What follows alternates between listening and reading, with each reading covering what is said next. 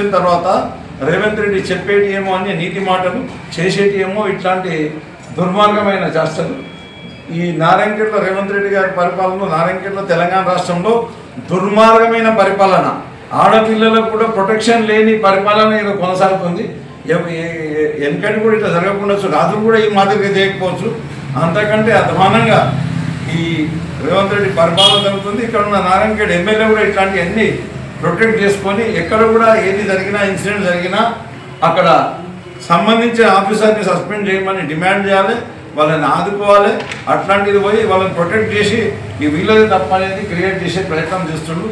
అందులో ఇద్దరు స్టాఫ్ ఉన్నారు. వాళ్ళు అయితే స్టాఫ్ని సస్పెండ్ చేస్తారట.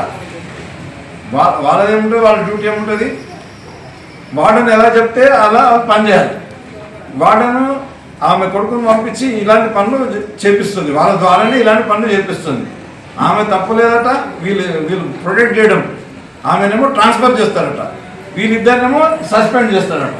ఎంత నీచమైన చర్యలకు పాల్పడుతుందో ఈ ఎమ్మెల్యేలు కూడా అందరూ కూడా గ్రహించాలి. కాబట్టి దీని మీద గట్టి చర్యలు తీసుకోకపోతే, వార్డెన్ని సస్పెండ్ చేయకపోతే, వార్డెన్ ఇంతకుముందు ఇట్లాంటి ఎన్నో చర్యలకు పాల్పడ్డది. నాకు తెలిసి ఒకసారి బియ్యం కూడా దొరికినాయని అనుకుంటా, బియ్యం అమ్ముకుంటుంటే బియ్యం కూడా దొరికినాయని అనుకుంటా ఒకసారి.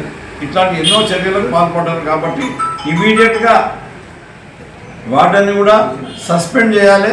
పోక్సో చట్టం కింద కేసు అయింది కాబట్టి ఆమెను కూడా అరెస్ట్ చేసి రిమాండ్ చేస్తే మహిళలకు భద్రత ఉన్నదనేది ప్రజలు ఆలోచిస్తారు. కాబట్టి వెంబడే ఆమెను కూడా, రాజేష్ని కూడా, ఇద్దరిని కూడా అరెస్ట్ చేయాలని చెప్పేసి నేను డిమాండ్ చేస్తాను. మరి వాళ్ళు అమాయకులైన ఆ ఇద్దరిని అయితే అరెస్ట్ చేయడం, ఎందుకంటే వాళ్ళు ఆమె ఆదేశాల ప్రకారం పనిచేయాలి కాబట్టి, వార్డెన్ ఆదేశాల ప్రకారం వాళ్ళు పనిచేశారు.